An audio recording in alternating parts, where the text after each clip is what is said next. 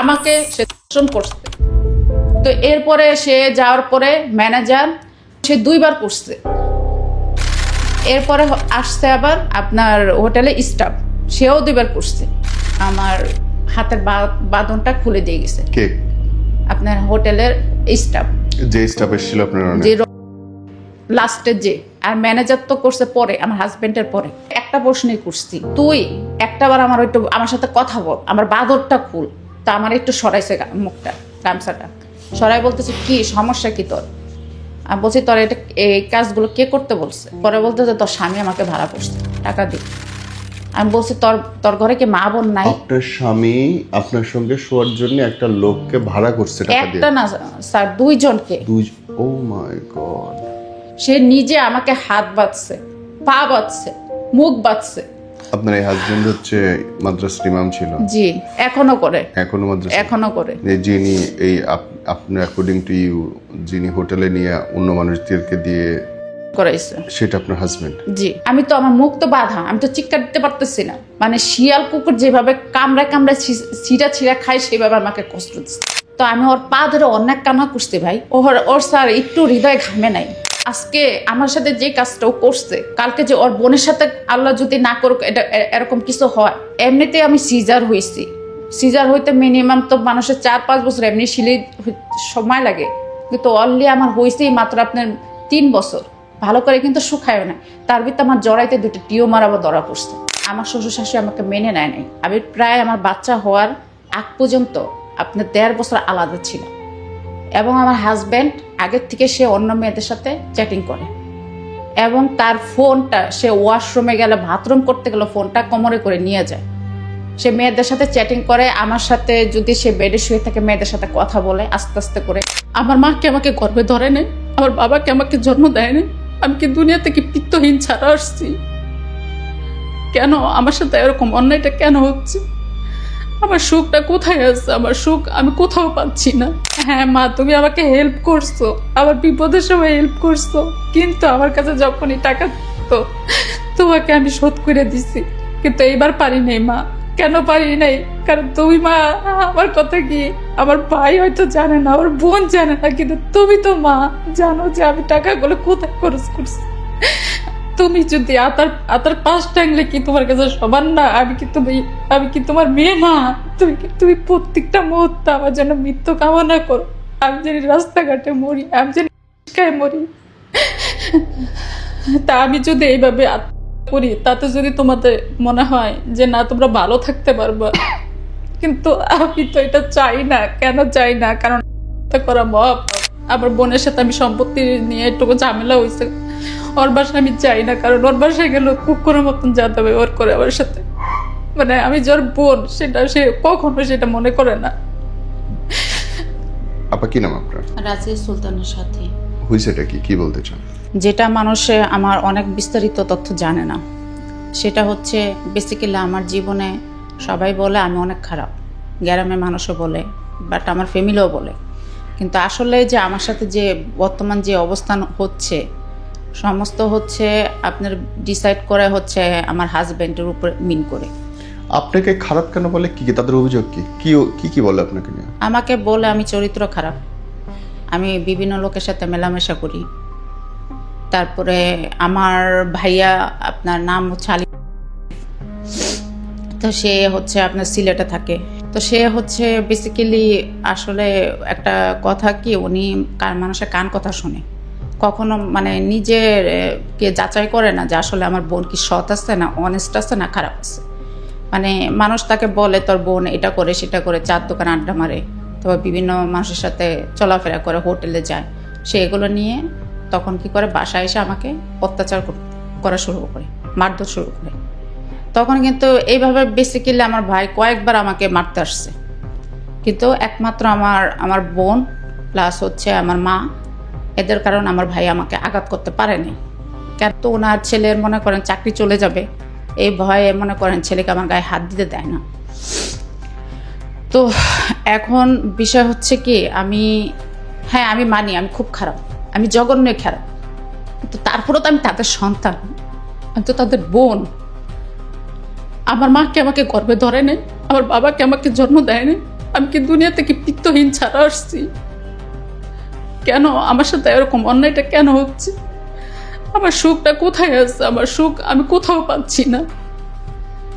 আমি আসলে যেই ঢাল ধরি সেই ডালে ভাঙে। মানুষকে আমার হচ্ছে অনেক বড় মন। হ্যাঁ, আমার পরিবার বলে তুমি বাবার অংশ পাইছো, তোমার ভাইয়ের কাছে বিক্রি করছো, একের পরে 2টা জমি বিক্রি করছো, তুমি 7 লাখ টাকা পাইছো। কি করছো? হ্যাঁ, আমি কি করছি? আমি কোনো খারাপ কাজে তো ব্যয় করি নাই। আমার অসুখের পিছনে ব্যয় করছি। তারপরে এই যে আমি ঢাকায় এসে এবারও বাড়ির অংশ 1.5 কাঠা যে আমি বাবারটা বিক্রি করছি ভাই। আর কোথায় ছিলাম? ঢাকা শহরে একটা মেয়ে কোথায় থাকতে পারে? রাস্তায় থাকতে পারে না 20 দিন। আমি আবাসিক হোটেলে ছিলাম ভাই, তুমি বিশ্বাস করো নাই। আমার মা তোমারে বলছে কিন্তু বিশ্বাস করো নাই। আমার বড় বোনও ঢাকা আছে, উনি থাকে হচ্ছে সাইনবোর্ড। আমার বোনের সাথে আমি সম্পত্তি নিয়ে একটু ঝামেলা হয়েছে। ওর বাসায় আমি যাই না, কারণ ওর বাসায় গেলে কুকুরের মতন যেতে হবে ওর করে আমার সাথে। মানে আমি যার বোন সেটা সে কখনো সেটা মনে করে না। তো আমার পার ডে যদি আপনি একটা রুম যদি 3200 টাকা যায়, তাহলে আমি 20 দিন ওই হোটেলে কত টাকা আমার চলে গেছে। আবার ইবনে সিনাতে আমি 3টা ডাক্তার ক্যারিয়ার করছি, গাইনি প্লাস হচ্ছে আপনার মেডিসিন, রিমোলোটিস, তারপর হচ্ছে আপনার চর্ম সমস্যা। আমি 3টা ডাক্তারের পরীক্ষা করতে যেয়ে আমার 20-25 দিন আবার থাকতে হয়েছে। আমি রোজার ভিতরে আমি হসপিটালে ছিলাম, আসা যাওয়া করছে, হোটেলে ছিলাম। একটা বারো কি প্রশ্ন করছো যে আমি খেয়ে আসি না খেয়েছে, আমার পকেটে আমার কাছে টাকা আছে কিনা? হ্যাঁ মা, তুমি আমাকে হেল্প করছো, আমার বিপদের সময় হেল্প করছো, কিন্তু আমার কাছে যখনই টাকা তো তোমাকে আমি শোধ করে দিছি। কিন্তু এইবার পারি নাই মা। কেন পারি নাই? কারণ তুমি মা আমার কথা কি আমার ভাই হয়তো জানে না, ওর বোন জানে না, কিন্তু তুমি তো মা জানো যে আমি টাকাগুলো কোথায় খরচ করছি। তুমি যদি আতার পাশ টাঙলে কি তোমার কাছে সমান না? আমি কি তোমার মেয়ে না? তুমি প্রত্যেকটা মুহূর্তে আমার জন্য মৃত্যু কামনা করো। আমি জানি রাস্তাঘাটে মরি, আমি জানি বিষ খায় মরি। তা আমি যদি এইভাবে আত্মহত্যা করি, তাতে যদি তোমাদের মনে হয় যে না তোমরা ভালো থাকতে পারবা, কিন্তু আমি তো এটা চাই না। কেন চাই না? কারণ আত্মহত্যা করা মহাপাপ। কারণ আমরা বোন হচ্ছে। আপনার বাপের বাড়িতে কেন থাকতে হচ্ছে? আপনার হাজবেন্ড কই? আমার হাজবেন্ডে এটা হচ্ছে আপনার, আমি ওকে বিয়ে করছি 2019 সালে, রিলেশন করে। তো আমার ভুল হয়েছে, ওর সাথে আমি প্রেম করছি 2 মাস। তো ও বেকার ছিল, ও একটা আইডি খুলছে, আমি বাংলা মাটির সন্তান, ওটাতে আমাকে ফ্রেন্ড রিকোয়েস্ট পাঠাইছে। তা আমি ভাবছি উনি র্যাবের লোক, তো আমি ওটাকে অ্যাকসেপ্ট করি। তারপর আমার সাথে সে কথা বলে 2 সপ্তাহ, ভিডিও কলে না অডিওতে কথা বলে। তো একদিন আমার সাথে দেখা করতে চায় আবদুল্লাপুর রেস্টুরেন্টে। আমি আসার পরে এখন দেখি সে ইমামতি করে, হুজুর। তো আমি তাকে বললাম যে আপনি কি আসলে কি র্যাবের লোক? বলতেছে না, আমি সাধারণ একটা পাবলিক। তা আমি বলছি আপনি কেন আমাকে ফ্রেন্ড রিকোয়েস্ট পাঠাইছেন, আর মিথ্যাটা কেন আপনি আশ্রয় নিলেন?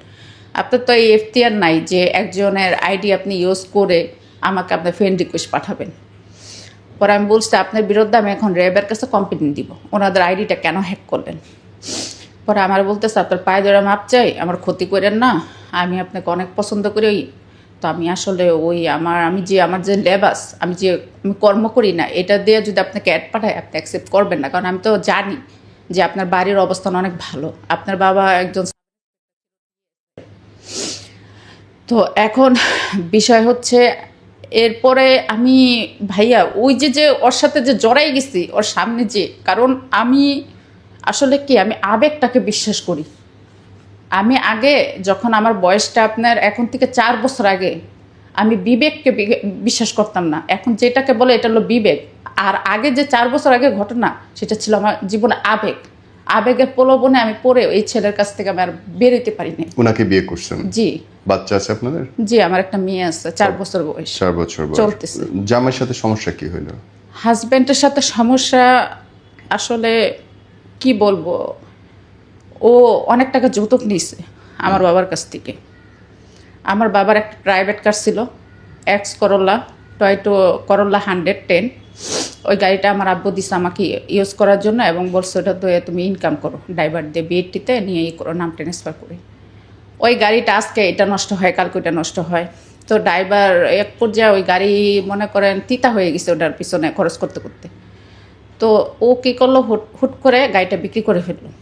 তো ওটা হচ্ছে আপনার ও চাইছিল যে ওর অ্যাকাউন্টে টাকা রাখবে, আর বলছে না, এটা আমার বাবার জিনিস, আমার অ্যাকাউন্টে টাকা হবে, আর যাই হবে এটা ব্যাংকের থেকে লেনদেন করা হবে। তো ও বলছে আচ্ছা ঠিক আছে।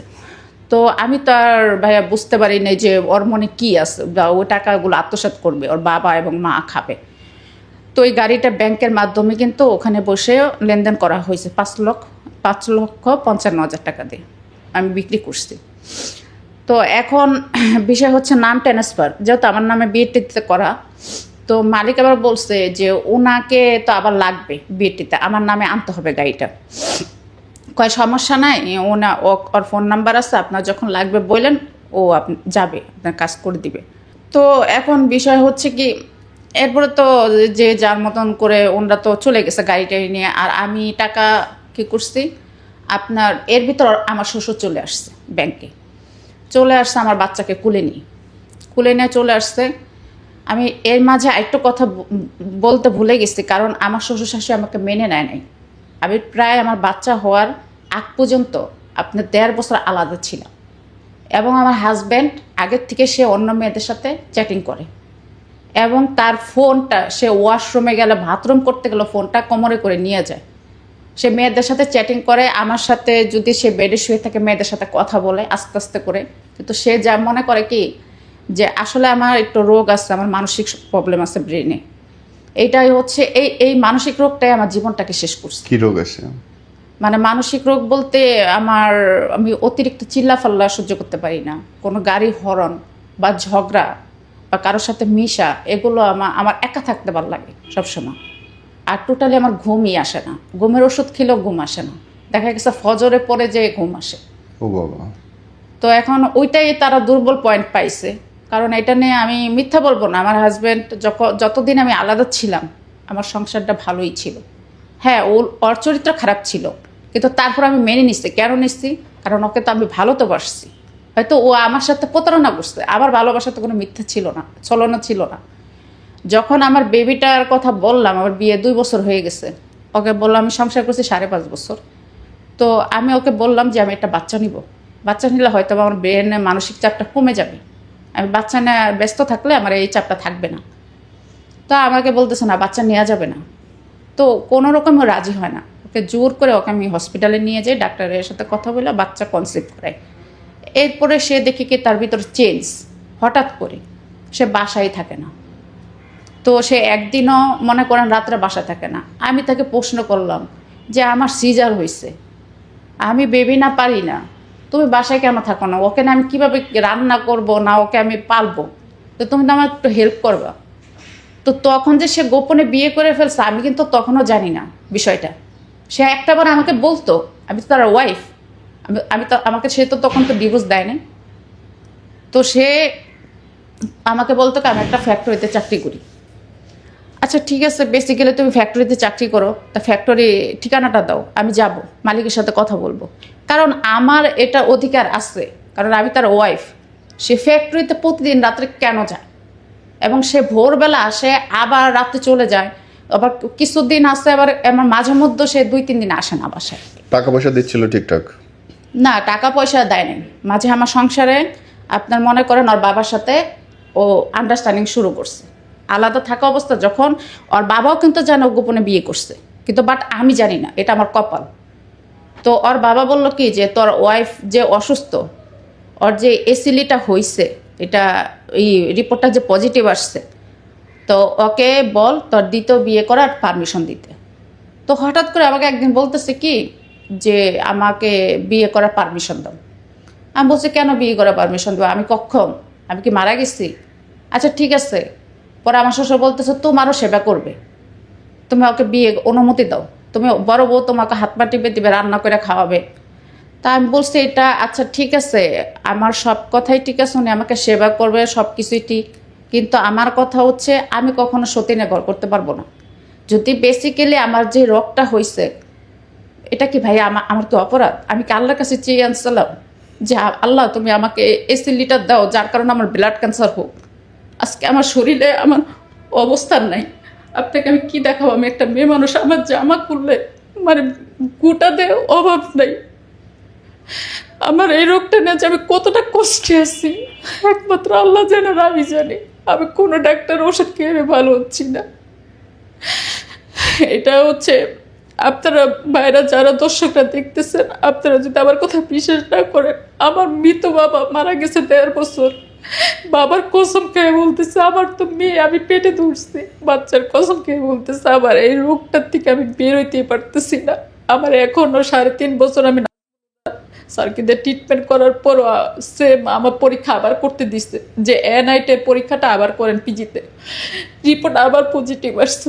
পরে স্যার বলছে আমি আর পারবো না, আপনি ইন্ডিয়া যা দেখতে পারেন। কিন্তু আমি যে ইন্ডিয়া যাব, আমার সাথে যাওয়ার মতন কোনো লোক নাই, আমি কাকে নিয়ে যাব? আর না আমার ভাই আমাকে পরিচয় দেয়, না আমার মা আমার সাথে ভালো করে কথা বলে। এখন আমার তাহলে ইনকামের পথ কি, আপনি চলতেছেন কেমন করে? এই যে বাবার অংশ পাইছি, এগুলো আমার বের করতে নিতে অনেক কষ্ট হয়েছে মায়ের কাছ থেকে। এখন শুধু মার অংশ আছে বাকি।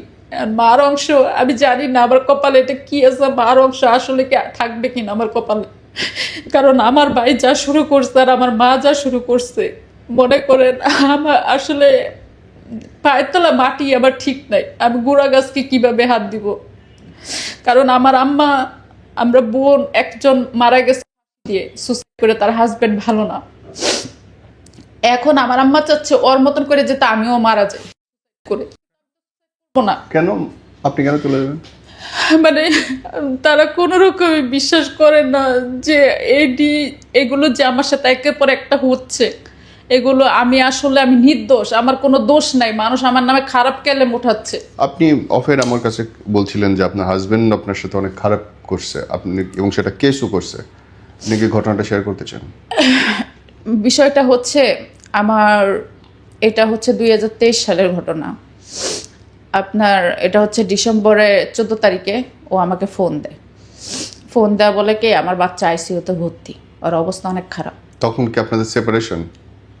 না, হ্যাঁ জি সেপারেশন বলতে আসলে আইনে শরীক মোতাবেক আছে 3 মাস 13 দিন হলে ইসলামে আছে, কোর্টে আছে যে এটা একতরফা তালাক হয়ে যায়। আমি কিন্তু সই করি নাই, আমাকে কিন্তু তালাকের কাগজ পাঠানো হয়েছে পিয়নের মাধ্যমে, কিন্তু আমি সই করি নাই। তো আমি কেন সই করি নাই? কারণ ও আমাকে তালাক দেওয়ার পরেও আমি ওর সাথে অনেকবার চেষ্টা করছি যোগাযোগ করার, একমাত্র আমার বাচ্চাটার কারণে। আমি ব্যাহের মতন আমার বাবাকে নিয়ে ওর দাঁড়ে ঘুরছি, কিন্তু একটাবার সে আমার সাথে মিশতে চায়নি। আমার বাবাকে পর্যন্ত আমার বাবা আপনি এত বড় একটা স্যার, সে ওর বাবাকে যায় পা ধরতে গেছে। আমার শ্বশুরে আমার বাবাকে একটা ঝাড়া মারছে। এটা কি আমার কষ্ট লাগে না? আমি এটা কোনোদিন ভুলবো না, কারণ আজকে আমার বাবা নাই। আমার বাবা তখন এসে শুধু চোখের পানি জড়াইছে। তো এরপরে ও আমাকে যখন আপনার 3 বছর হয়ে গেছে তালাকের পরে, এখন তো আমার স্বামী নাই, তো আমাকে বাচ্চার কথা বলে আমাকে গাড়ি ভাড়াও পাঠাইছে সে 14 তারিখে রাত্রে।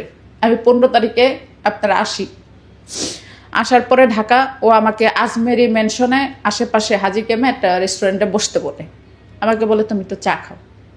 তা আমি বলছি তোমার এতক্ষণ লাগতেছে কেন আসতে? তো বলতেছে একটু রাস্তা কাটা, তো আমি একটু ঘুরে আসতেছি। মানে ও যে ম্যানেজার নিয়ে হোটেল টোটেল সব কিছু ম্যানেজ করে আসতেছে, সেটা তো আর আমি বুঝতে পারিনি যে ওর মনে কি আছে।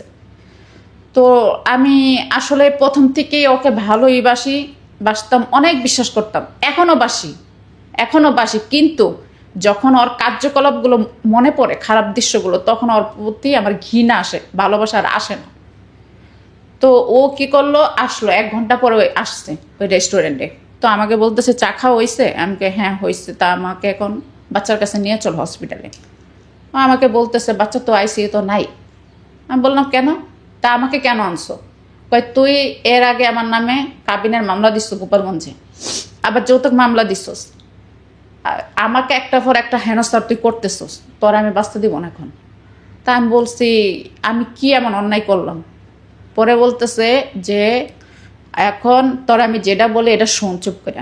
আমি বললাম কি আপনি কি বলবেন, আপনি দুইটা পায়ে ধরে আমাকে হয় আপনাদের বাসায় নেন, আমি একটু আমার বাচ্চাকে দেখবো, আমি 3টা বছর ওকে দেখি না, আর নয়তো আমার বাবার বাড়িতে আমাকে পাঠাই দেন। আমার এত বড় ক্ষতি করেন না, অ্যাটলিস্ট আমার বাচ্চাটার মুখের দিকে তাকায় আমার ক্ষতিটা আপনি করেন না। অ্যাকচুয়ালি আমি এখনো তো বেঁচে আছি, ওর মা, হয়তো আপনি আমাকে তালাক দিচ্ছেন, কিন্তু আমার মেয়েকে তো আমি বঞ্চিত করি নাই, বা মেয়ে তো আমাকে বঞ্চিত করে নেই মা থেকে। তো আমাকে বললো কি, এরপর একটু নরম হয়ে, মানে ওর দুষ্টু লোকের মিষ্টি কথা আমাকে বলতেছে যে তুমি আমার সাথে রিক্সায় ওঠো। তা আমি রিক্সায় উঠছি, ওঠার পরে সে কি করছে, ওই হোটেলের নাম হচ্ছে, ওই হোটেলে একদম মেন রাস্তার সাথে হোটেলটা। তো আমাকে বলছে রিক্সার থেকে নামো। তা আমি নামার পরে আমাকে হাত ধরে টান দেওয়া নিয়ে গেছে হোটেলের ভিতরে। এখন যাই দেখি হোটেল, আবাসিক হোটেল। আমি বললাম এটা কোথায় নিয়ে আসছো আমাকে? পরে বলতেছে যে এখানেই তোর থাকতে হবে। তা আমি বলছি না, আমি এখানে থাকবো না, এখানে আমার সাথে খারাপ কিছু হবে। আর এই দুইটা লোক, একটা ম্যানেজার, তার নাম হচ্ছে একটা নাম হচ্ছে ওয়াই, আর একটা হচ্ছে আপনার, আর আমার হাজব্যান্ডের নাম হলো, আর আরেকটার নাম হচ্ছে আপনার। তো এখন দেখি কি 3 জন। এখন আমি তো মানে পুরা হোটেলে সিসি ক্যামেরা দিয়ে এবং 2-3 তলা হচ্ছে ভাড়া দিয়ে, নিচে কোনো কেউ নাই, শুধু ব্যতীত আমার হাজব্যান্ড আর হচ্ছে ওই দুইটা ছাড়া। তো আমি নিজেই ভয় পাচ্ছি, আমার থরথরে পা কাঁপতেছে। তো আমি ওর পা ধরে অনেক কান্না করছি ভাই। ওর স্যার একটু হৃদয় ঘামে নাই। আজকে আমার সাথে যে কাজটা ও করছে, কালকে যে ওর বোনের সাথে আল্লাহ যদি না করুক, এটা এরকম কিছু হয়, তখন ওর কি খারাপ লাগে না? লাগবে না একটাবার? আমাকে সে দর্শন করছে, সে নিজে আমাকে হাত বাঁধছে, পা বাঁধছে, মুখ বাঁধছে, সে আমাকে 3 তলা কোলে করে নিছে, নিয়ে সে একবার করছে দর্শন। আমি তো, আমার মুখ তো বাঁধা, আমি তো চিৎকার দিতে পারতেছি না। তো এরপরে সে যাওয়ার পরে ম্যানেজার, সে 2বার করছে। এমনিতে আমি সিজার হয়েছি, সিজার হইতে মিনিমাম তো মানুষের 4-5 বছর এমনি সিলি সময় লাগে, কিন্তু অলরেডি আমার হয়েছেই মাত্র আপনার 3 বছর, ভালো করে কিন্তু শুকায়ও না। তার ভিতরে আমার জড়াইতে 2টা টিউমার আবার ধরা পড়ছে।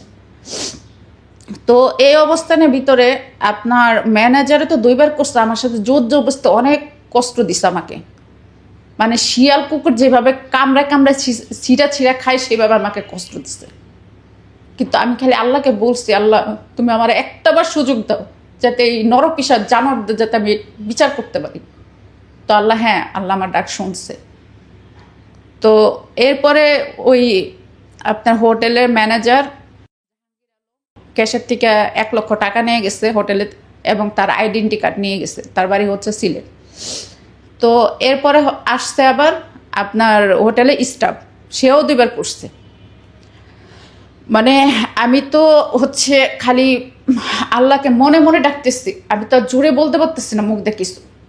পরে লাস্টে যাই হোক, যার কেউ নাই তার আল্লাহ আছে, হয়তো যেভাবে হোক, একটা ভুলে হোক বা ওদের ভুল থাক, বা আমার একটা কোনো আল্লাহ হয়তো আমার সহায় ছিল, যার কারণে আমার একটা উপকার কি করছে, আমার হাতের বাঁধনটা খুলে দিয়ে গেছে। কে? আপনার হোটেলের স্টাফ, যে স্টাফ এসেছিল আপনার যে লাস্টে যে, আর ম্যানেজার তো করছে পরে, আমার হাজবেন্ডের পরে। আচ্ছা, এর ছিল 2 নাম্বার আসামি, এবং 3 নাম্বার আর 1 নাম্বার আমার স্বামী। তো এরপরে আমাকে, আমি যা একটা প্রশ্নই করছি যে তুই একটাবার আমার সাথে কথা বল, আমার বাদরটা খুল। তা আমার একটু সরাইছে মুখটা, গামছাটা সরাই, বলতেছে কি সমস্যা কি তোর? আমি বলছি তোর এটা এই কাজগুলো কে করতে বলছে? পরে বলতেছে তোর স্বামী আমাকে ভাড়া করছে টাকা দিয়ে।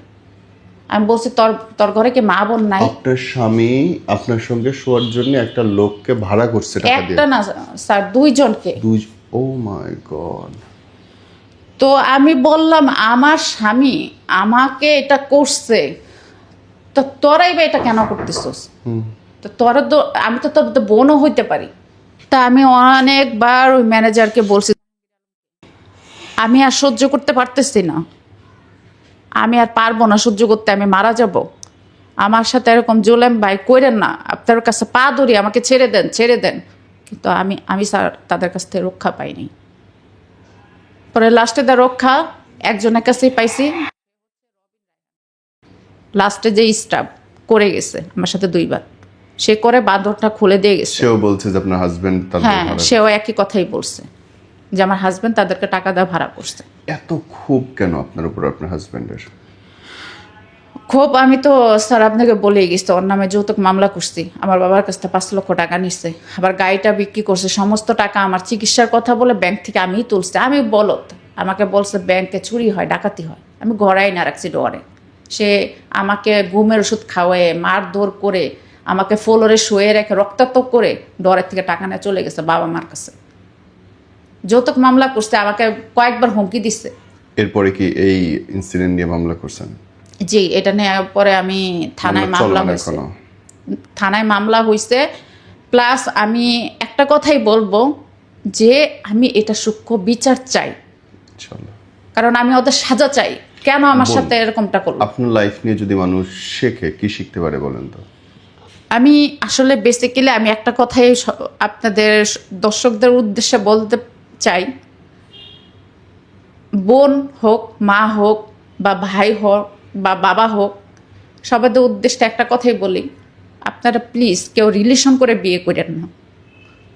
পরিবারের মধ্যে বিয়ে করেন, হ্যাঁ, তারপর আপনারা যাচাই করেন 1 বছর 10 বার, কিন্তু আমার মতন ভুল করেন না। আমি যে ফাদের ভিতরে পড়ছি, আমার লাইফ পুরো শেষ হয়ে গেছে। একটা মানুষের জন্য আমার পরিবারও এখন আমাকে ভাত দিতে চায় না, আমাকে ঘরে থাকতে দিতে চায় না। প্রতিটা মুহূর্তে আমাকে ঘরের থেকে ধাক্কা দেয়, বের করে দেয় আমার ভাই, আমার মা, আমার বোন।